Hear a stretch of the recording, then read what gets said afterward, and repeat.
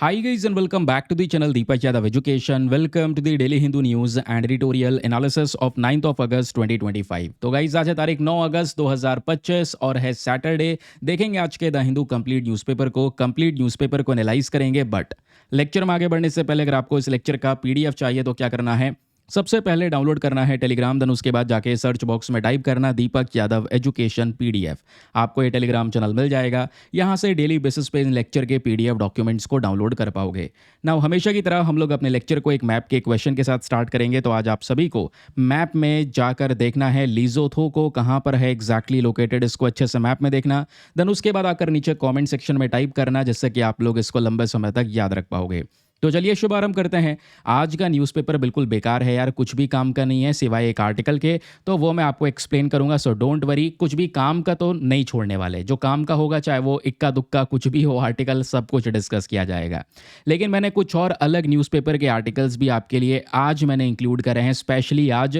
Reason उसके पीछे का यह है क्योंकि मैं आपके दिन को, चाहे वो कोई सा भी डे हो, क्योंकि आज फेस्टिवल है, तो पहले तो आप सभी लोगों को रक्षाबंधन की हार्दिक शुभकामनाएं। तो फेस्टिवल सीजन हो या फेस्टिवल डे हो या कोई और भी इंपॉर्टेंट डे हो, मैं आपके डे को प्रोडक्टिव बनाना चाहता हूं। 2-3 आर्टिकल लेकर आकर सामने उसको खींच खांच के एक्सप्लेन करके, दोस्तों यहाँ पर वो मैं नहीं चाहता कि आपका दिन ऐसे ही निकल जाए, कुछ इंपॉर्टेंट चीज़ों को छोड़ दिया जाए। अब देखो होता क्या है कि हमारे लास्ट वीक में कुछ रेलिवेंट टॉपिक्स हैं जो अलग अलग न्यूज़पेपर में, स्पेशली हमारे द हिंदू में भी कुछ आर्टिकल हैं या फिर हमारे इंडियन एक्सप्रेस में भी कुछ आर्टिकल हैं जो काफ़ी काम के हैं, बट वो स्किप हुए हैं। फॉर एग्जाम्पल इंडियन एक्सप्रेस आप प्रेफर नहीं करते होंगे, बहुत सारे लोग केवल द हिंदू पढ़ते होंगे, लेकिन कुछ टॉपिक ऐसे हैं जो दोनों ही पेपर में पब्लिश हुए हैं, जिनको डिटेल से पढ़ना बहुत ज़रूरी है। फॉर एग्जाम्पल आज यहाँ पे हम रेडियो एक्टिव हॉर्न के बारे में बात कर रहे हैं, सुपर इंपॉर्टेंट टॉपिक। अभी समझना क्या क्या चीज़ें हैं, तो ध्यान से सुनते हुए चलना। सेशन की शुरुआत करते हैं। आज का फर्स्ट आर्टिकल आपके सामने प्रेजेंट है, जहां पे हम डिस्कशन कर रहे हैं regarding bio fortified potatoes. Very important topic for your GS paper number 3 science and technology. वहां से इसको लिंक कर पाएंगे जीएस पेपर नंबर 1 ज्योग्राफी के अंदर जो क्रॉप्स वाला सेक्शन है, वहां से भी लिंक कर पाएंगे, जहां पे आपको स्वीट पोटैटोज के बारे में क्वेश्चन बनता हुआ नजर आ सकता है। तो सर पहले ये चर्चाओं में क्यों है ये बताओ। ये रहा आपके सामने हमारा न्यूज़पेपर का आर्टिकल, जिसमें इंटरनेशनल पोटैटो सेंटर, आपको पता है पोटैटोज़ को लेकर हमारे दुनिया में एक बहुत बड़ा सेंटर बना हुआ है। वो कहाँ पर है? वो पेरू में है। याद होगा हमने बहुत डिस्कशन किया है। और अभी इसका ही एक छोटा सा सेंटर इंडिया में भी ओपन हो रहा है, याद है या नहीं है? आगरा में इसका, यहाँ पर जो साउथ एशिया का रीजनल सेंटर है वो ओपन हो रहा है, हमने इसका भी डिस्कशन किया हुआ है। तो सर ये इंटरनेशनल पोटैटो सेंटर जो है, इसके डायरेक्टर जनरल हैं साइमन हैक। ये व्यक्ति आपको देखने को मिलेंगे। इन्होंने एक इंपॉर्टेंट इंफॉर्मेशन शेयर की है। ये कहते हैं बायो फोर्टिफाइड पोटैटोज जो हैं, ये इंडियन मार्केट को बहुत बड़े लेवल पर और बहुत जल्दी हिट कर सकते हैं। यानी बायो फोर्टिफाइड पोटैटोज की डिमांड इंडियन मार्केट में, या इंडियन मार्केट में ये पोटैटोज ही आपको सबसे ज़्यादा देखने को मिलेंगे। सर ये बायो फोर्टिफाइड पोटैटोज कौन से होते हैं? ये वो स्वीट पोटैटोज हैं, ध्यान रखिए, जिनमें अलग से वाइटामिन्स को ऐड किया जाता है। मैं आपको बहुत सिंपल तरीके से समझाता हूँ। जैसे आप लोगों ने आजकल बहुत सारी गवर्नमेंट स्कीम्स भी देखा होगा। गवर्नमेंट स्कीम्स के तहत जो सरकार है वो कोशिश करती है जो चावल वगैरह है वो यहाँ पर लोगों तक पहुँचाया जाए, लेकिन नॉर्मल राइस नहीं। उस राइस के अंदर में अलग से हम अगर आयरन का सप्लीमेंटेशन ऐड कर देंगे, यानी उस राइस के अंदर में अलग से आयरन उसमें मिला देंगे, मिलाना मतलब बायो फोर्टिफाइड करना, तो बायो फोर्टिफिकेशन से उस राइस में आयरन की मात्रा बढ़ जाएगी। फिर उन सब आयरन वाले राइस को लोगों को प्रोवाइड करवाया जाएगा, तो महिलाओं में स्पेशली आयरन की जो कमी है ये ख़त्म हो जाएगी। अब कमी खत्म हो जाएगी मतलब ब्लड इंप्रूव होगा, यानी ब्लड इंप्रूव होगा तो एनीमिया वाली जो सिचुएशन है, कहते हैं ना आज भारत में हर दूसरी महिला एनीमिया से कहीं ना कहीं सफ़र कर रही है, तो एनीमिया की कंडीशन को रोका जा सकता है। तो हम अपने फूड के अंदर में जब बाहर से एक्स्ट्रा वाइटामिन्स को ऐड करते हैं, उसी को हम लोग बायो फोर्टिफिकेशन कहते हैं। सिंपल हो गया, कुछ भी नहीं है इसमें एक्स्ट्रा। चलिए आगे बात करते हैं। अब यहाँ पे पहला प्रश्न यही आता है, सर बायो फोर्टिफाइड पोटैटोज क्या है एग्जैक्टली? ये नए प्रकार के आलू हैं, नए प्रकार के पोटैटोज, जिसमें हम लोग ज़्यादा आयरन रखने वाले हैं। यहाँ पर भी आयरन को ही ज़्यादातर इसमें इंसर्ट किया जाएगा या एडअप किया जाएगा। ठीक है।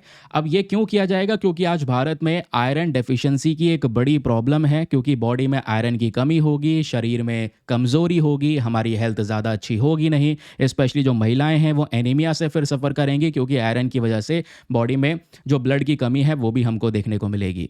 तो अगर हम इन पोटैटोज़ में अलग से आयरन मिला दें और ये आलू अगर ये सभी लोग खाने लगेंगे, यानी बॉडी में आयरन की पूर्ति होगी या नहीं होगी? बिल्कुल पूर्ति होनी शुरू हो जाएगी। ये डेफिशिएंसी वाले केसेस कम हो जाएंगे। यही तो हमारा अल्टीमेट पर्पस है पोटैटोज़ में बायो फोर्टिफिकेशन करने का। तो ये जो पर्टिकुलर कॉन्सेप्ट है, ये किसने बनाया है? यही इंटरनेशनल पोटैटो सेंटर जो स्पेशली पेरू में प्रेजेंट है, इसने बनाया है। ठीक है। अब ये लोग क्या करते हैं, जो नॉर्मल ब्रीडिंग मेथड है उसका इस्तेमाल करते हैं या बायोटेक्नोलॉजी का इस्तेमाल करते हैं, जिससे पोटैटोज़ के अंदर में ये अलग से विटामिन्स, मिनरल्स या फिर आयरन वगैरह ऐड करे जा रहे हैं। ठीक है। अब ये इंडिया जो है वो इसको क्यों यूज़ कर रहा है? क्वेश्चन ये है क्योंकि आज भारत में दोस्तों हिडन हंगर की बड़ी समस्या है। एक ऐसी भुखमरी जो दिखाई नहीं देती। कहोगे भुखमरी तो दिखाई देती है भाई।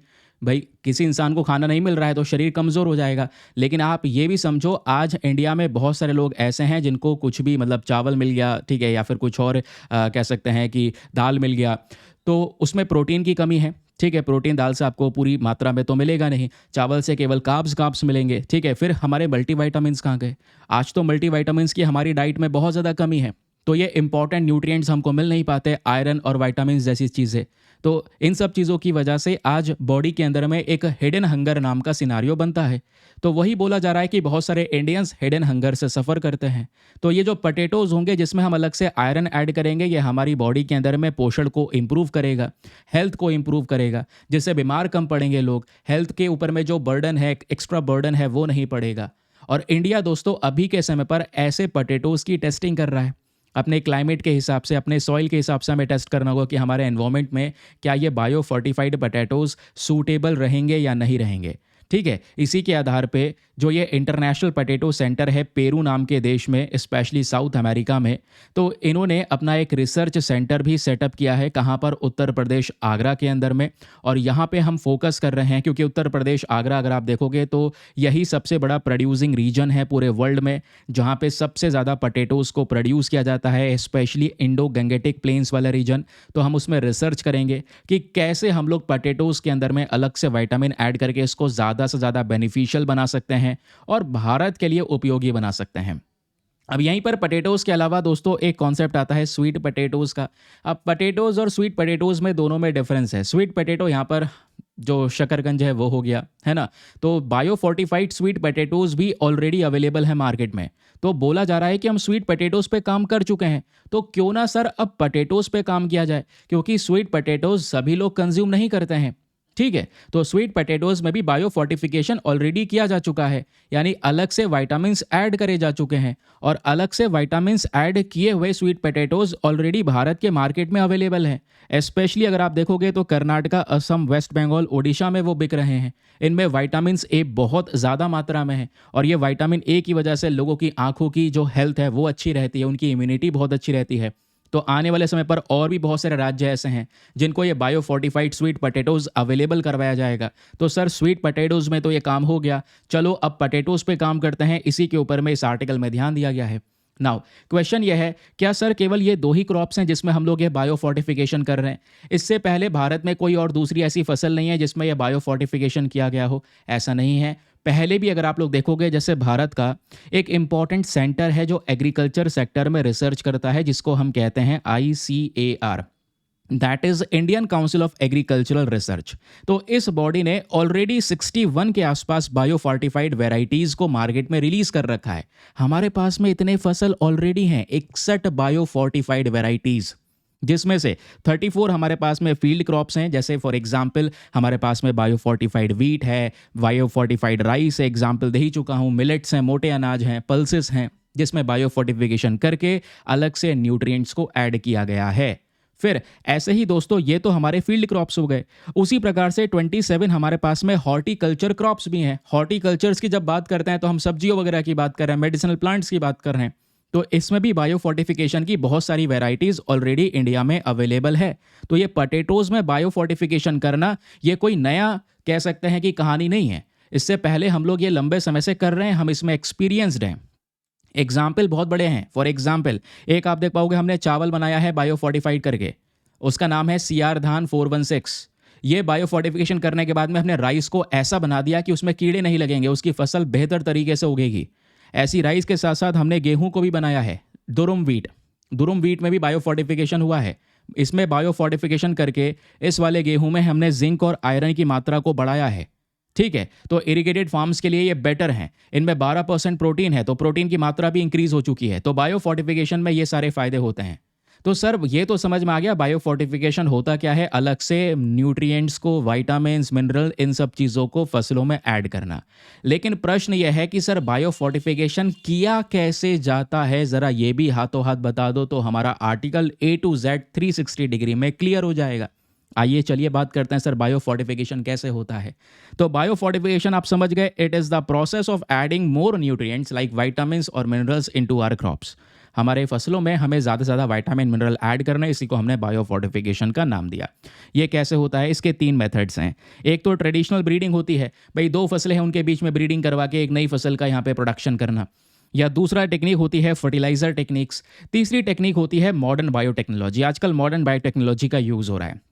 ये long term low cost solution है, जिससे यहाँ पर हम अपने रोज़मर्रा ज़िंदगी में जो खाना पीने का सामान इस्तेमाल कर रहे हैं, गेहूँ चावल रोज़ खा रहे हैं भाई इंडियंस, तो उसमें ही अलग से न्यूट्रिएंट्स ऐड करके भारतीयों के अंदर में जो ये पोषण की कमी है उसको पूरा किया जा सकता है।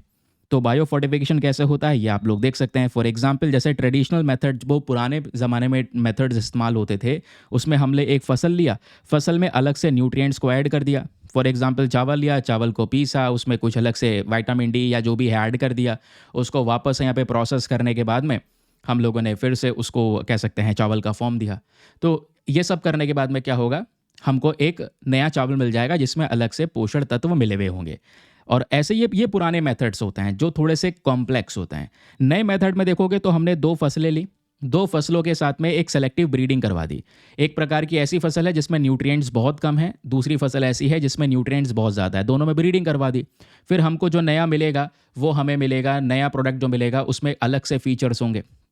ठीक है, इसी प्रकार से जेनेटिक मॉडिफिकेशन भी होता है। मॉडिफिकेशन मतलब क्या होता है भाई, एक मान लो कह सकते हैं फसल है, उस फसल के जीन्स को मैं देखना, जीन्स मतलब उसके मतलब वही हम लोग बात कर रहे हैं उसके जेनेटिक स्ट्रक्चर को देखना, उसके जीन में थोड़ा चेंज कर देना। जीन में उसको लग रहा है कि भाई यहाँ पर इस वाली फसल में कमी है, तो ये वाला हिस्सा हटा के उसके जीन का अलग से दूसरे और फसल का हिस्सा ऐड कर देना, तो इसको बोलते हैं मॉडिफिकेशन। ये मॉडिफिकेशन अलग से हिस्सा ऐड नहीं कर रहे हैं, स्पेशली अलग से हिस्सा ऐड करेंगे तो वो एडिटिंग कहलाएगा। ठीक है, अब यहाँ पर ये मॉडिफिकेशन हो रहा है, उसी में ही कुछ चेंजेस कर लेते हैं कि भाई ये खराब हिस्सा है तो इसको हटा लिया जाए, इसकी वजह से फसल की ग्रोथ नहीं हो रही है तो इसको हटा दिया जाए। तो जेनेटिक मॉडिफिकेशन, सेलेक्टिव ब्रीडिंग, ये सब बायो फोर्टिफिकेशन में आता है। यही कुछ मेथड्स हैं जिसके माध्यम से हम लोग अपनी फसलों के अंदर में अलग से न्यूट्रिएंट्स को ऐड करते हैं। That's it. पहला आर्टिकल खत्म। कितना काम का है ये आप लोगों को पता चल चुका होगा। अगले न्यूज़ आर्टिकल पर आते हैं, लेकिन अगले न्यूज़ आर्टिकल पर बढ़ने से पहले एक इंपॉर्टेंट इन्फॉर्मेशन, अगर आप लोग हमारे पेड ग्रुप्स को ज्वाइन करना चाहते हैं तो आपके पास में बढ़िया मौका है इसको ज्वाइन करने के लिए। यहाँ पर आपको डेली बेसिस पे करंट नोट्स के पीडीएफ्स वगैरह प्रोवाइड करवाए जाते हैं। फॉर एग्जाम्पल जैसे आप लोग दोस्तों यहाँ पर ये वाला पीडीएफ देख पा रहे होंगे, ठीक है, शानदार सा पीडीएफ है, हिंदी इंग्लिश दोनों भाषाओं में, जो आपकी प्रिपरेशन को आसान कर देगा। न्यूज़पेपर का आर्टिकल भी है, उसके नोट्स भी हैं, कुछ इंपॉर्टेंट फोटोज़ भी हैं। तो कंप्लीट करंट अफेयर्स की आपकी जो दिक्कत है ना, परेशानी है, वो माइंड से निकाल देगा यहाँ पर। ये एक ऐसा पीडीएफ है, हिंदी और इंग्लिश दोनों भाषाओं में प्रोवाइड करवाया जाता है, याद रखिएगा। लेकिन ये पीडीएफ्स आपको पेड ग्रुप में प्राप्त होंगे, और ये पेड ग्रुप को आप आराम से अपना ज्वाइन करके रख सकते हैं अगर लंबी प्रिपरेशन कर रहे हैं, क्योंकि इस ग्रुप के अंदर में जो कंटेंट अवेलेबल आपको करवाया गया है ये 499 रुपीज़ में करवाया गया है for the lifetime access. जब तक आपका सिलेक्शन ना हो जाए तब तक आप 499 में ग्रुप को ज्वाइन करके रख सकते हैं। डेली बेसिस पे इन पीडीएफ्स को आराम से एंजॉय कर सकते हैं, क्योंकि ये डेली डेट वाइज अपलोड होते हैं। आपका अमाउंट तुरंत रिकवर हो जाएगा। रीज़न ये है क्योंकि आज ग्रुप ज्वाइन करोगे, आज से सभी पीडीएफ्स मिलेंगे एंड पुराने सभी पीडीएफ्स भी आपके हाथ में आ जाएंगे। ठीक है, तो इसलिए आपका जो अमाउंट है इंस्टेंटली रिकवर हो जाएगा। ग्रुप को ज्वाइन करने के लिए करना क्या है, व्हाट्सएप पर जाना, यहाँ पर आपको एक नंबर दिया गया है 8534873368। इस नंबर पर मैसेज कर देना कि I want to join this group. वहाँ पे आपको रिप्लाई मिलेगा, पेमेंट का प्रोसेस दिया जाएगा, और उससे ज़्यादा इंपॉर्टेंट आपको डेमो वीडियो भी मिलेगा। उस डेमो वीडियो के लिंक को शेयर करना, मतलब अपना आराम से देख लेना, चेक कर लेना, है ना, कि मुझे क्या मिलना है क्या नहीं मिलना है। संतुष्ट हो जाओ तो जाकर दोस्त अपना ये इन्वेस्टमेंट कर सकते हैं। वैसे संतुष्टि क्या है, ये आपके सामने पीडीएफ्स हैं, मैं डेली बेसिस पे ये वीडियोस अपलोड कर रहा हूँ, इससे और इससे बड़ा सेटिस्फेक्शन क्या चाहिए होगा। मैं आपके सामने बैठा हूँ, ठीक है। चलिए आगे आते हैं। अगला न्यूज़ आर्टिकल यहाँ पे डिस्कशन हो रहा है दोस्तों एल सेल्वाडोर के बारे में। ये भी हमारे द हिंदू न्यूज़पेपर में ही पब्लिश हुआ था। एल सेल्वाडोर का न्यूज़ में रहना और इसके पीछे का जो रीज़न है वो बहुत सॉलिड है। दैट इज़ वाई पॉसिबिलिटी है कि यहाँ से भी क्वेश्चंस आपके फॉर्म हो सकते हैं। नाउ जब हम लोग एल सेल्वाडोर की बात करते हैं तो ये चर्चाओं में क्यों है? क्योंकि एल सेल्वाडोर नाम का जो ये देश है, इन्होंने रिसेंटली अपने इलेक्शंस में कुछ बदलाव करे हैं, अप्रूव कर दिया है। और ये कह रहे हैं कि एल सेल्वाडोर का जो प्रेसिडेंट अब बने करेगा, उस प्रेसिडेंट का जो री इलेक्शन का पीरियड है, जैसे पहले दोबारा दोबारा प्रेसिडेंट बन सकते थे लेकिन उसका एक टाइम पीरियड होता था, अब ये कह रहे हैं कि टाइम पीरियड हम खत्म कर रहे हैं। ये इनडेफिनेट पीरियड के लिए है, कितनी बार भी वहाँ का प्रेसिडेंट इलेक्ट हो सकता है। समझ गए? क्लियर हो गया? तो जो ये प्रेसिडेंशियल टर्म्स है, ये प्रेसिडेंशियल टर्म्स को इनडेफिनेट पीरियड के लिए प्रेसिडेंट का जो री इलेक्शन होता है वो इनडेफिनेट टाइम्स के लिए ये एल सल्वाडोर इसको अप्रूव करने की कोशिश कर रहा है। समझ गए? जिस वजह से ये चर्चाओं में था। आई होप आपको एक क्लैरिटी मिली है, बट एग्जामिनेशन में आपको ये हेल्प नहीं करेगा। एग्जामिनेशन के लिए मैंने आपको कुछ बेसिक पॉइंट प्रोवाइड करवा दिए हैं कि एल सल्वाडोर की रूलिंग पार्टी ने एक बहुत ही ज़्यादा कंट्रोवर्शियल बिल पास कर दिया है, जो ये कहते हैं कि प्रेसिडेंशियल का जो री इलेक्शन होता है प्रेसिडेंट का, वो इनडेफिनेट टाइम्स के लिए हो सकता है। और जो एक्सटेंड प्रेसिडेंशियल टर्म होगा, यानी प्रेसिडेंशियल का जो टर्म होगा, जैसे आज के समय पर प्रेसिडेंट कितने साल के लिए सर्व करते हैं वो चीज़ होगी, तो वो कह रहे हैं कि यहाँ पर वो 5 साल पहले था ये टर्म, इसको 1 साल बढ़ा दिया गया है, 6 साल के लिए कर दिया गया है। यानी कि जो रूलिंग पार्टी है वो अपने आप को पावर में रखना चाहती है एल सल्वाडोर में लंबे समय तक। बस सिंपल सा क्वेश्चन यही है। इसी की वजह से चिंता उठ रही है। चिंता ये उठ रही है क्योंकि ये पार्टी बदलना नहीं चाहती। पार्टी सोच रही है यहाँ पे जो सरकार है हमारी बनी रहे, हम आराम से एल सल्वाडोर को हमेशा हमेशा रूल करते रहें। तो कहोगे सर ये तो ऑथोरिटेरियनिज्म हो गया। तो ये ऑथोरिटेरियनिज्म ही है दोस्तों एक तरीके से। मतलब अब एक डिक्टेटरशिप का कॉन्सेप्ट होता है वो अलग होता है। वो तो भैया सीधा डिक्टेटर ही है जो पूरे कंट्री को रूल कर रहा है, उसके हिसाब से सब कुछ चलना है, ठीक है, लाइक नॉर्थ कोरिया। लेकिन अभी यहाँ पर जो सिचुएशन है दोस्तों वो ये है कि डेमोक्रेसी ऑब्वियसली बात है ख़त्म हो रही है, ठीक है। यहाँ पर एक ऑथोरिटेरियनशिप आ रही है जिसमें एक व्यक्ति होगा, एक पार्टी होगी जो लीड करेगी। पार्टी के पास में एक्सट्रीम पावर्स होंगी। कोई ओपोजिशन पार्टी रखेंगे ही नहीं भाई, क्योंकि सिंपल सी चीज़ है, एक ऐसा बिल जो इनडेफिनेट पीरियड के लिए प्रेसिडेंट का री इलेक्शन बार बार करवा सकता है, क्योंकि वहाँ पे प्रेसिडेंट ही मेन है, तो बार बार उसका इलेक्शन होगा और टेन्योर भी बढ़ चुका है। एंड कोई अंत ही नहीं है कि भैया अब इस उम्र के बाद हटना होगा या इसके बाद यहाँ पे ख़त्म हो जाएगा इलेक्शन का टर्म। कोई टर्म ही नहीं है, अंत ही नहीं है। तो अपने आप को पावर में मेंटेन करने के लिए गवर्नमेंट ने ये सारा काम कर लिया है, जिस वजह से एल सल्वाडोर चर्चाओं में है। अब एग्ज़ाम में आप लोगों से जो ये न्यूज़ है ये तो नहीं बनेगी, बट एग्ज़ाम में इस न्यूज़ की वजह से ये प्लेसेस जो हैं आप लोगों से पूछ लिए जाते हैं। तो सर आज आपको जानना है एल सल्वाडोर के बारे में।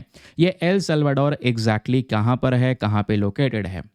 नाउ इसके लोकेशन को देखेंगे दोस्तों तो ये छोटा सा देश है, माउंटेनियस कंट्री है इन आर सेंट्रल अमेरिका। आइए मैं आपको लेकर चलता हूँ सेंट्रल अमेरिका। हाँ ठीक है, टिकट बुक कर लो। चलो ये रहे दोस्तों यहाँ पर हमारा आज का मैप, ठीक है। अब यहाँ पे ये है अपना भारत, हमें चलना है सेंट्रल अमेरिका। सेंट्रल अमेरिका के लिए पहले हमें अमेरिका चलना होगा। तो ये ऊपर यूनाइटेड स्टेट्स ऑफ अमेरिका, जिसको हम लोग नॉर्थ अमेरिका वाला रीजन भी कहते हैं भाई। यूएस, मैक्सिको ये नॉर्थ अमेरिका है।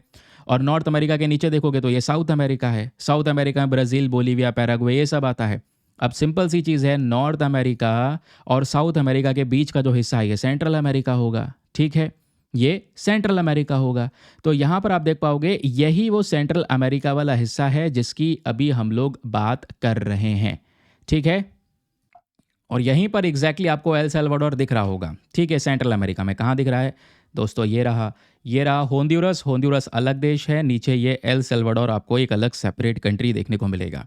एल सल्वाडोर के पास में ऊपर ग्वाटेमाला नाम का एक देश आपको देखने को मिल जाता है। इधर बगल में होंडुरस है। नीचे आपको निकारागुआ देखने को मिलेगा। एल सल्वाडोर के पास में एक बहुत बड़ा समुद्री एक्सेस है, यानी समुद्र की बाउंड्रीज आपको यहाँ पर देखने को मिल जाती हैं, ठीक है। आई होप आपको एक क्लैरिटी मिल चुकी है। देख लिया ना कहाँ पर है, सेंट्रल अमेरिका में है। अब सेंट्रल अमेरिका कहाँ पर है ये सब चीज़ें मैंने आप लोगों को ऑलरेडी समझा दी है। चलिए आगे आते हैं। अब एक सेकंड रुकना दोस्त, एक सेकंड बस। चलो तो ये समझ लिया आपने, स्मॉल माउंटेनियस कंट्री है, कहाँ पर है ये समझा। तो इसके नॉर्थ ईस्ट में फॉर एग्जाम्पल यहाँ पे आप देख पाओगे ये है हमारा होंडुरस।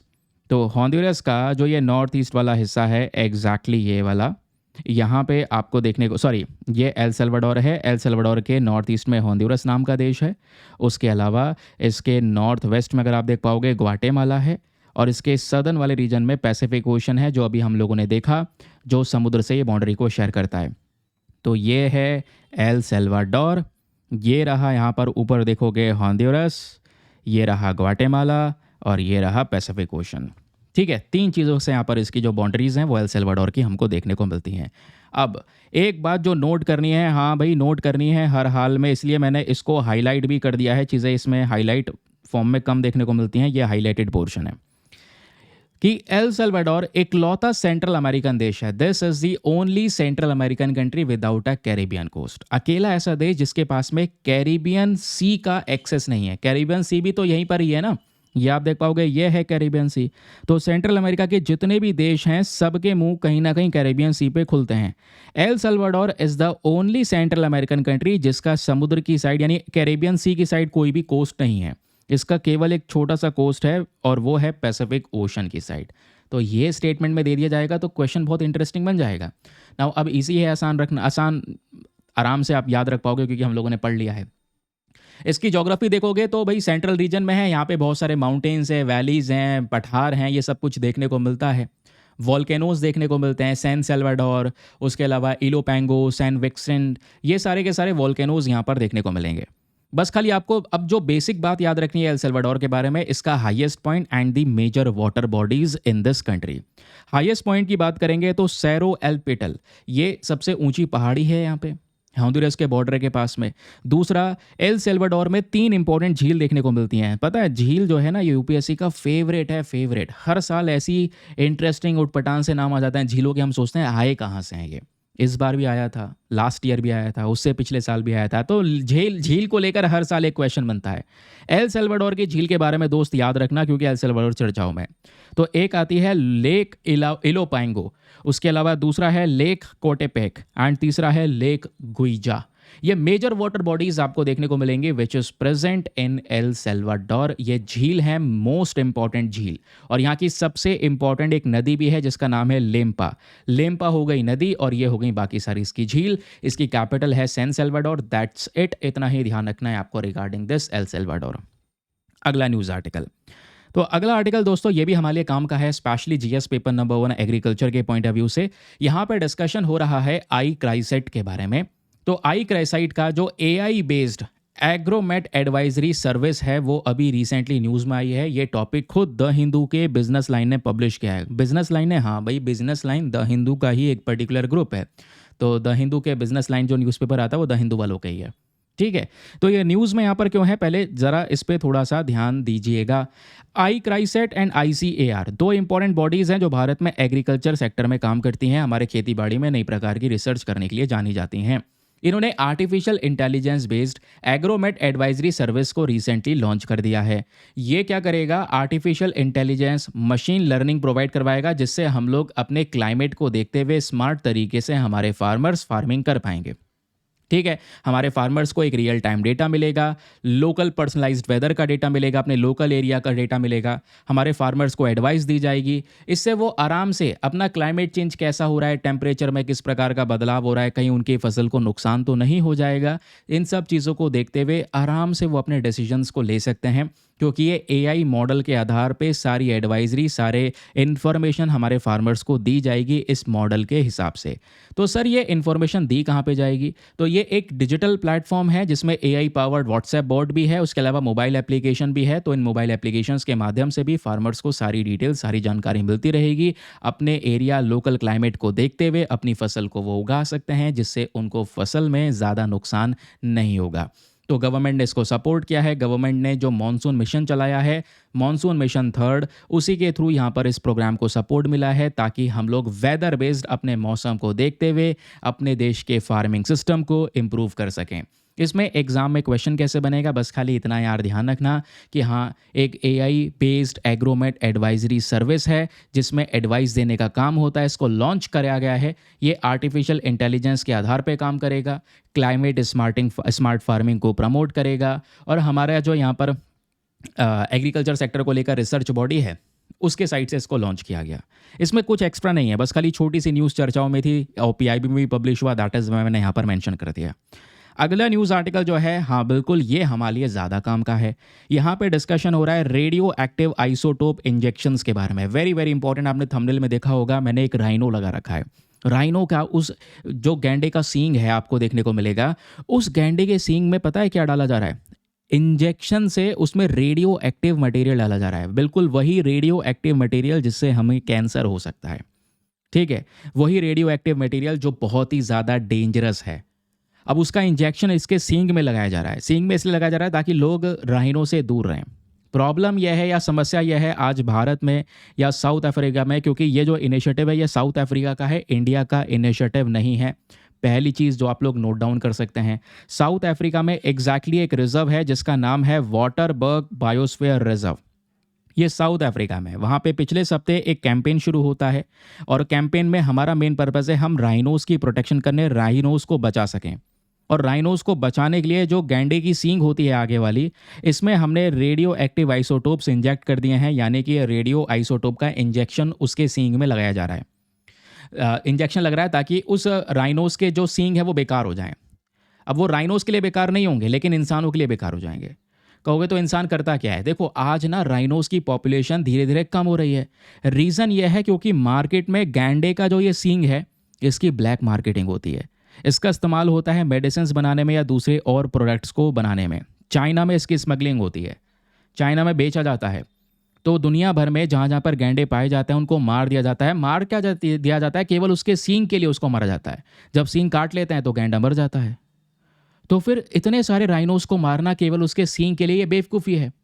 जबकि हम बता रहे हैं, हम दिखा रहे हैं भाई उस सींग का कोई ज़्यादा इस्तेमाल नहीं है, तो आप उस सींग के लिए बस खाली गैंडे को मार दे रहे हैं। एक प्रजाति को आप ख़त्म कर देंगे, इस हिसाब से वो एक्सटिंक्ट हो जाएगी, प्रजाति विलुप्त हो जाएगी दुनिया से। तो इसी के लिए ये प्रोजेक्ट शुरू किया गया विच इज़ राइसोटोप प्रोजेक्ट। ध्यान में रखिएगा, एग्जाम में प्रश्न बन सकता है कि राइसोटोप प्रोजेक्ट किस चीज़ से रिलेटेड है? ये राइनो से रिलेटेड है। और दूसरा क्वेश्चन बन सकता है ये कौन से देश में शुरू हुआ? साउथ अफ्रीका में शुरू हुआ। इसमें क्या है? इसमें बस खाली हम लोग गैंडे के सींग में एक पॉइजनस, मतलब एक कह सकते हैं जहरीला सा जो रेडियो एक्टिव आइसोटोप है उसको इंजेक्शन के माध्यम से डाल देंगे, जिससे उसका जो सींग है राइनोस का, वो सींग किसी काम का नहीं रहेगा इंसान के लिए। और इंसान को इसके बारे में बताया जा रहा है, अवेयरनेस फैलाई जा रही है। तो इंसान फिर उसका राइनो का शिकार नहीं करेगा, उसके सींग के लिए उसको नहीं मारेगा, क्योंकि केवल उसके सींग के लिए ही तो उसको मारा जा रहा है। अब इंसान को पता चल चुका है उसके लिए यूजलेस है। अगर वो सींग काट भी लेगा तो कहीं पे उसका इस्तेमाल होगा नहीं, दवाइयों में इस्तेमाल कर नहीं सकते, मार्केट में बेच नहीं सकते, क्योंकि उसमें राइसोटोप इंजेक्ट कर दिया गया है। और जो व्यक्ति उसके कॉन्टैक्ट में आएगा उसको कैंसर हो सकता है। राइनोस को कुछ नहीं होगा, नो प्रॉब्लम, क्योंकि ये बहुत ही ज़्यादा वीक इनिशिएटिव है, वीक राइसोटोप्स हैं, तो इससे राइनोस को प्रॉब्लम नहीं होगी। लेकिन हम अपने राइनोस को बचा तो सकेंगे, उसके सींग के थ्रू उसके प्रोटेक्शन दे सकेंगे।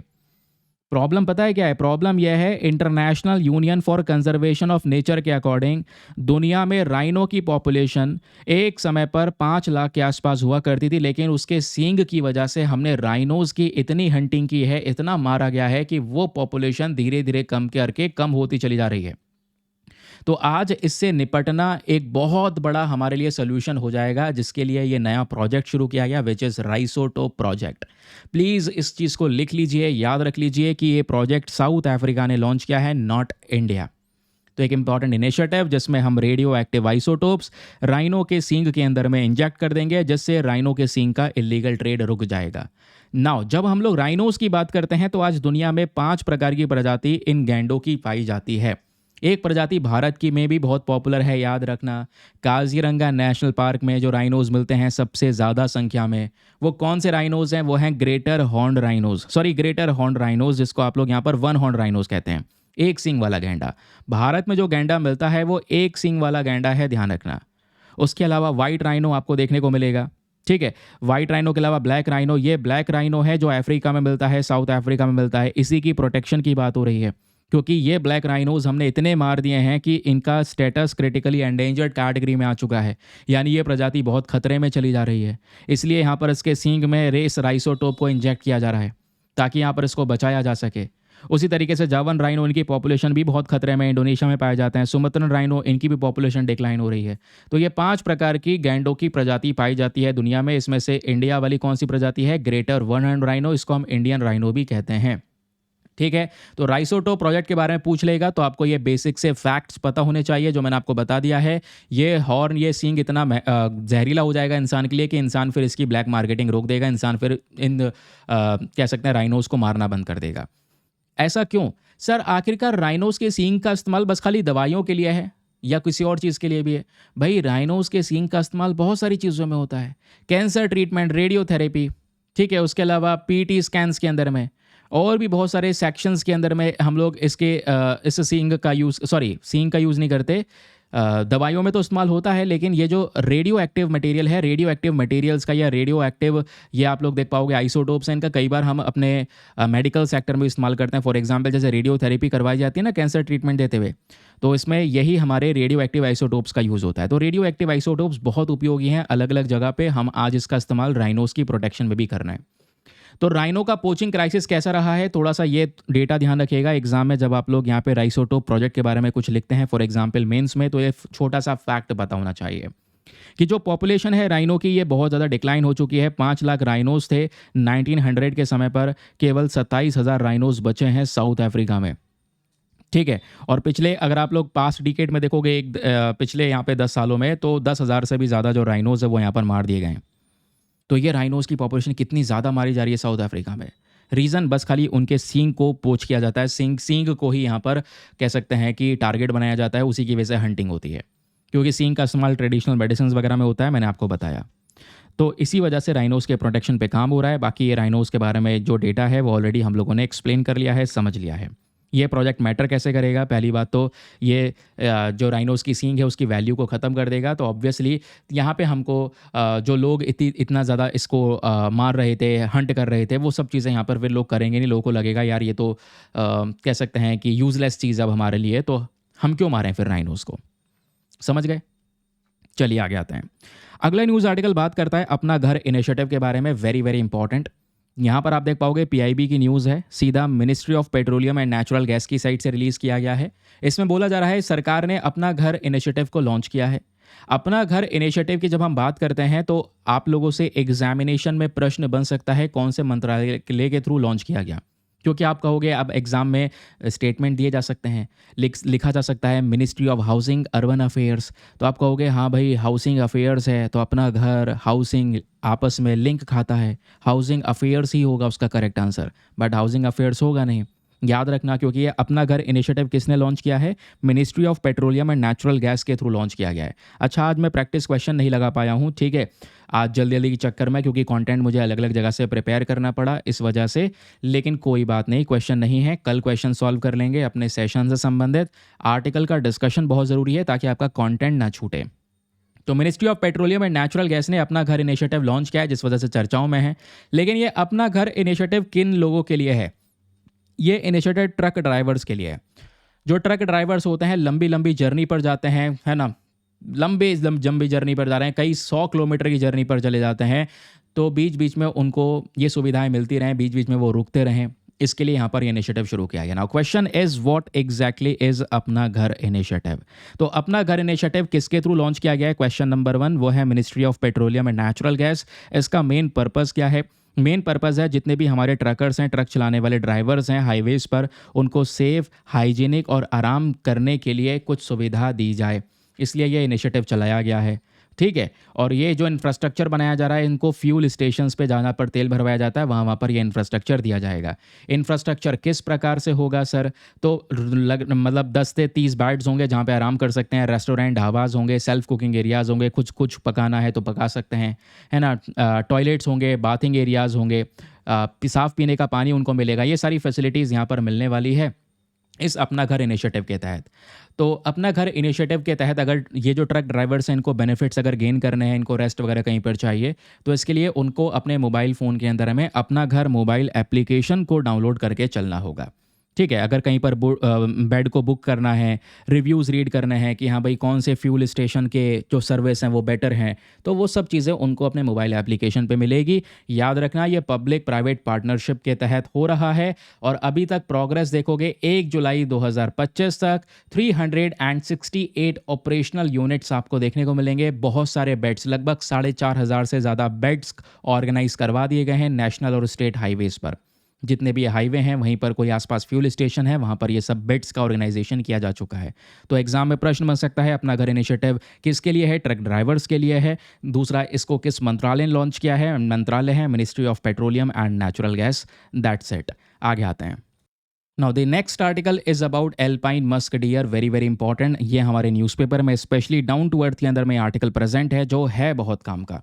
एल्पाइन मस्क डियर, देखो एक होता है मस्क डियर और एक होता है हिमालयन डियर। दोनों के बीच में फ़र्क होता है।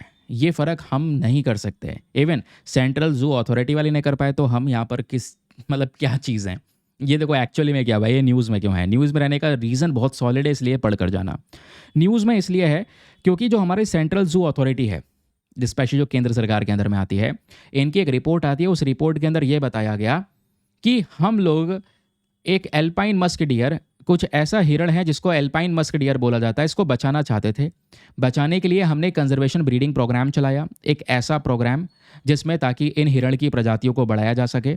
लेकिन प्रॉब्लम क्या हुआ, हम एल्पाइन मस्क डियर की जगह हिमालयन मस्क डियर को बचा रहे थे अभी तक, तो उसको पहचानने में हमसे गलती हो गई।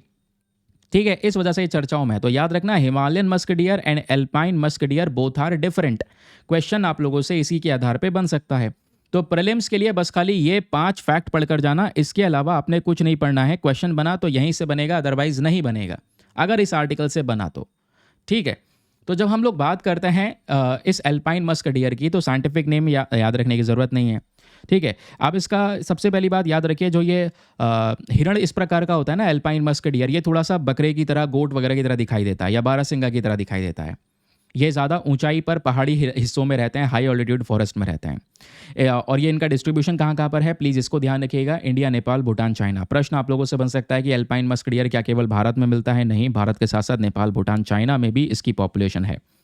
दूसरा पोर्शन जो याद रखना है आपने एग्जामिनेशन के लिए, वो है इसका कंजर्वेशन स्टेटस। क्योंकि कोई भी पर्टिकुलर एनिमल न्यूज़ में होता है, एक तो उसका डिस्ट्रीब्यूशन याद रखना, कहाँ कहाँ पर पाया जाता है। दूसरा यहाँ पर उसका प्रोटेक्शन स्टेटस, यानी कि उसको किस तरीके से हम लोगों ने सुरक्षा दी हुई है। तो IUCN के अंदर में याद रखना, इसको एंडेंजर्ड कैटेगरी में कवर किया गया है, यानी ये प्रजाति खतरे में है, एल्पाइन मस्क डियर। साइट्स के अंदर, यानी कि साइट्स क्या करता है, ये बताता है कि किसी जानवर का क्या हम इंटरनेशनल व्यापार कर सकते हैं या नहीं कर सकते हैं। तो इसके लिए इस जानवर को अपेंडिक्स 1 में रखा गया है, यानी इंटरनेशनल व्यापार इसका अलाउ नहीं है। ठीक है, इसको प्रोटेक्शन दी गई है। और वाइल्ड लाइफ प्रोटेक्शन एक्ट में इसको स्केड्यूल 1 में कवर किया गया है, दैट मीन्स हाई प्रोटेक्शन दी गई है। कोई भी इस एल्पाइन मस्क डियर का शिकार नहीं कर सकता। कोई अगर हंटिंग करता है, शिकार करता है, तो उसके खिलाफ में सख्त से सख्त एक्शन लिए जाएंगे। नाउ फिर बात आती है मेजर थ्रेट्स की, कि सबसे बड़े खतरे कौन कौन से हैं इस मस्क डियर को। पहला खतरा आता है दोस्तों यहाँ पर पोचिंग का। कई बार यहाँ पर शिकार ना होते हुए, मतलब शिकार करना अलाउ तो नहीं है, लेकिन शिकार किया जाता है इलीगल तरीके से, क्योंकि इस मस्क के जो ग्लैंड्स होते हैं उसको मेडिसिन में यूज़ होता है, परफ्यूम में इस्तेमाल किया जाता है, कॉस्मेटिक्स में, इंडस्ट्री में इस्तेमाल किया जाता है। तो ये जानवरों को मार मार के इस इंडस्ट्री में इस्तेमाल कर रहे हैं। तो ये भी दोस्तों कई बार खतरा है, जिस वजह से ये प्रोटेक्शन दी गई है। Endangered category IUCN, sites appendix 1 and wild life protection act में स्केड्यूल 1 में। इतना याद रखना है बस। ठीक है, ये 3 पॉइंट। और तीसरा डिस्ट्रीब्यूशन में इंडिया नहीं, इंडिया के साथ साथ चाइना, भूटान, नेपाल में भी इसकी प्रजाति पाई जाती है। तो ये 4 पॉइंट्स याद रखना। ठीक है, आगे आते हैं। Now this is our next news article. इस आर्टिकल में हम डिस्कशन करने वाले हैं कोपिली रिवर के बारे में। Very very important topic for your GS paper number 1 geography section. और ये आर्टिकल कोई छोटा मोटा आर्टिकल नहीं है, सीधा गवर्नमेंट वेबसाइट पर पब्लिश हुआ है, दैट मीन्स PIB पर पब्लिश हुआ है। इसलिए कह रहा हूँ, कुछ ऐसे टॉपिक हैं जो हमारे द हिंदू में पब्लिश नहीं होते, इंडियन एक्सप्रेस में पब्लिश नहीं होते, जो सीधा सरकारी वेबसाइट पर पब्लिश होते हैं। अब आप रिफाइन करने में कब तक लगोगे? पूरा दिन निकल जाएगा सर, यहाँ से पढ़ूँ वहाँ से पढ़ूँ। छोड़ दो मेरे ऊपर। जितनी भी इंपॉर्टेंट करंट अफेयर्स हैं, जितने भी सोर्सेस से हैं, सब डिस्कस करूंगा मैं यहाँ पर। ये आपका कंप्लीट सोर्स है दोस्तों करंट अफेयर्स का, याद रखना। Holistic source, A to Z सब कुछ, केवल एक सोर्स नहीं, जिससे आपको लास्ट में कोई मंथली मैगजीन उठाओगे। वैसे मैं भी अपनी मंथली मैगजीन बना रहा हूँ, तो उसमें भी आपको हेल्प मिलेगी। ठीक है, कोई उटपटांसी चीज़ें यहाँ पर आपको अलग से पढ़ने की ज़रूरत नहीं पड़ेगी। और दूसरी बात, आपका टाइम वेस्ट नहीं होगा। ठीक है, ये आप जो देख पा रहे हैं दोस्तों, ministry of ports, shipping and waterways की साइट से डेटा रिलीज हुआ है। ये कहता है कोपिली रिवर के बारे में। तो कोपिली रिवर तो पहली बात हमें पढ़ के जाना होगा, क्योंकि इस वाली नदी पर दोस्तों नेशनल वाटरवे 57 बना दिया गया है। हमारा कह सकते हैं कि देश का जो वाटरवे है, नेशनल वाटरवेज की बात हो रही है। जैसे नेशनल हाईवेज होते हैं ना, देश के इंपॉर्टेंट हाईवेज, नेशनल हाईवे 1, 2, 3 करके आपने देखा होगा। वैसे ही नेशनल वाटरवे होते हैं। वाटर मतलब हमारे नदियों का रास्ता। नदियों, क्योंकि बहुत सारी नदी होती हैं जो 2 राज्यों में गुजर रही होती हैं, एक से दूसरे राज्य में, दूसरे से तीसरे राज्यों में। तो हम व्यापार कर सकते हैं उस नदी के ज़रिए। उस नदी में जहाज़ उतारो, एक राज्य से दूसरे राज्य में सामान पहुँचाना है, उस जहाज़ में सामान लोड कर दो, वो जहाज़ आगे लेकर जाओ, दूसरे राज्य में पहुँच दिया जाएगा, वहाँ से सामान को अनलोड कर लो। तो आपस में एक दूसरे राज्यों में व्यापार हो सकता है, नहीं हो सकता है, नेशनल वाटरवे के ज़रिए। तो आपको ट्रेन की आवश्यकता नहीं है, रोड्स की आवश्यकता नहीं है, आप केवल अपने नदियों के माध्यम से व्यापार कर सकते हैं। तो ऐसे देश के अंदर बहुत सारे वाटरवेज हैं जहाँ से व्यापार होता है। तो जो कोपिली रिवर है दोस्तों, इसमें नेशनल वाटरवे 57 शुरू कर दिया गया है। दैट इज़ वाई ये न्यूज़ में बना है। तो एग्जामिनेशन में ये चर्चाओं में जो है ना, मतलब प्रश्न बनने के बहुत सारे जो चांसेस है वो यहाँ से बढ़ जाते हैं different different types of examination में। तो याद रखिएगा, ये रही आपकी न्यूज़ कि हाँ, खबर क्या है। खबर यह है Kopili river which is national waterway 57, इसको रिसेंटली ऑपरेशनलाइज कर दिया गया है असम के अंदर में। और ये एक बहुत बड़ा स्टेप है जिससे हम लोग ये कह सकते हैं नॉर्थ ईस्ट इंडिया के अंदर में, जिससे जो व्यापार है उसमें एक बड़ा एक्सपेंशन हो सकेगा। तो प्रीलिम्स के लिए कुछ एकदम क्विक फैक्ट्स हैं, important facts regarding Kopili river जो पता होने चाहिए कि जो कोपिली रिवर है वो क्या है। कोपिली रिवर एक इंटरस्टेट रिवर है। इंटरस्टेट रिवर जो एक राज्य से दूसरे राज्य में नदी बहती है। ये कोपिली रिवर 2 राज्यों में बहती है। फर्स्ट वन इज़ मेघालय, दूसरा है असम। तो मेघालय से गुजरती है। फॉर एग्जाम्पल, ये है भारत अपना, हमारा north eastern region. North eastern region देखोगे, ये रहा बांग्लादेश, ये रहा मेघालय, ये रहा असम। और ये जो कोपिली रिवर है इन्हीं मेघालय असम 2 राज्यों में गुजरती है। सर ये 2 राज्यों में कहाँ पे गुजरती है? ये नदी बनती कहाँ से है? मेघालय से बनती है। ये देख रहे होंगे कोपिली रिवर, तो ये मेघालय से बनती है। ध्यान रखिए, मेघालय से होती हुई आती है, असम में यहाँ पर ये एंटर करती है और असम में एक बड़े डिस्टेंस को कवर करने के बाद में ये हमारी ब्रह्मपुत्र नदी में मिल जाती है। तो एग्ज़ाम में प्रश्न बन सकता है कि कोपिली नदी कौन से सबसे बड़ी नदी की सहायक नदी है, ट्राइब्यूटरी है? तो ब्रह्मपुत्र की ट्राइब्यूटरी है। याद रखिएगा, ब्रह्मपुत्र में कहाँ पे मर्ज होती है? असम में मर्ज होती है। कोपिली नदी कहाँ से ओरिजिन होती है? मेघालय से ओरिजिन होती है। प्लीज़ ये फैक्ट बहुत इंपॉर्टेंट है, याद रखना आसान है क्योंकि केवल 2 ही राज्यों में यहाँ पर ये नदी बहती है। ठीक है, और मैंने आपको बताया कौन सी नदी की ट्राइब्यूटरी है, तो ब्रह्मपुत्र नदी की ट्राइब्यूटरी है। ब्रह्मपुत्र को ये दूसरे यानी लेफ्ट हैंड से ज्वाइन करती है। ये कहाँ से बनकर आती है? तो कोपिली नदी दोस्तों मेघालय के अंदर में जो साइपोंग रिजर्व फॉरेस्ट है वहाँ से ओरिजिन होती है। अब ये इसका लेंथ वगैरह याद रखने की आवश्यकता बिल्कुल भी है नहीं। ठीक है, बस ये 3 लाइन आपको जो है ये पढ़कर जानी है एग्ज़ाम के लिए, जो बहुत इंपॉर्टेंट है। अब दोस्त यहाँ पर ये जो नदी है, ये नदी का एक बहुत बड़ा इंपॉर्टेंस है क्योंकि रिसेंटली इसको नेशनल वाटरवे 57 डिक्लेयर कर दिया गया है। तो अब मेघालय असम आपस में व्यापार कर सकते हैं, ट्रेड कनेक्टिविटी बनेगी क्योंकि नेशनल वाटरवे 57 डिक्लेयर किया जा चुका है, तो व्यापार हो सकेगा। ये रहा अपना नेशनल वाटरवे 57 कोपिली नदी। ये इस साल क्या हुआ था, इंडिया के जो नए अपकमिंग वाटरवेज है उसकी लिस्ट रिलीज़ हुई थी कि आने वाले समय पर ये सारे वाटरवेज भारत के आने वाले हैं। जैसे नेशनल वाटरवे 1 आपने सुना होगा, गंगा, भागीरथी, इन नदियों को यहाँ पर जोड़ता है। तो अपने इन नदियों के माध्यम से जब देश के अंदर व्यापार हो रहा होता है तो वो हम लोग ऑब्वियसली नेशनल वाटरवेज में काउंट करते हैं। तो ये जो 57 है नेशनल वाटरवे 57 आपसे डायरेक्टली प्रश्न बन जाएगा क्योंकि जो न्यूज़ में वही प्रश्न बनेगा। ये सब थोड़ी पूछ लेगा यार आपसे, जो एग्ज़ाम में वही प्रश्न बनेगा। तो एग्जाम में आप लोगों से यहाँ पे क्वेश्चन बन सकता है, नेशनल वाटरवे 57 रिसेंटली न्यूज़ में था, बताओ ये कौन सी नदी पर ऑपरेशनलाइज्ड हुआ है? तो which is Kopili river. That's it. आगे आते हैं। बस दोस्तों आज के सेशन में इतना ही। हम लोगों ने बस एक आर्टिकल अभी के लिए रोक रखा है, स्किप कर रखा है, जिसको हम आराम से कल डिस्कस करेंगे। कल संडे भी है, कल अलग से न्यूज़पेपर सेशन आएगा, वीकली सेशन कल नहीं लेकर आएंगे। रीज़न यह है क्योंकि हम लोग मंथली कंपाइलेशन बेस्ट तरीके से रेडी कर रहे हैं। कल मैं आपको एक डेमो दिखाऊंगा, इंटरेस्टिंग लगेगा, बहुत मज़ा आएगा। ठीक है, तो कल कुछ इंपॉर्टेंट अनाउंसमेंट्स भी होंगे तो उसको भी चेक कीजिएगा। बाकी यहाँ पर ये आर्टिकल कल के सेशन में ही हम लोग कवर करने वाले हैं। और आज के सेशन के रेलिवेंट टॉपिक्स हमने कवर किए हैं जो हमारे आज के सेशन को और भी ज़्यादा खूबसूरत और भी ज़्यादा इंपॉर्टेंट बना देता है, क्योंकि आज अखबार में जो आर्टिकल है इधर उधर की पॉलिटिक्स की बातें वगैरह वगैरह वो सब डिस्कस करने से अच्छा है कुछ काम की चीज़ जो एग्जाम में पूछी जाए। ठीक है, तो दोस्तों आज का सेशन करते हैं समाप्त। पीडीएफ वगैरह पेड ग्रुप से ज्वाइन कर सकते हैं और पेड ग्रुप ज्वाइन करने का amount just 499 for the lifetime access. मिलते हैं आप लोगों से नेक्स्ट वीडियो में। आज के लिए bye bye, have a nice day, thank you and जय हिंद, हैप्पी रक्षाबंधन अगेन।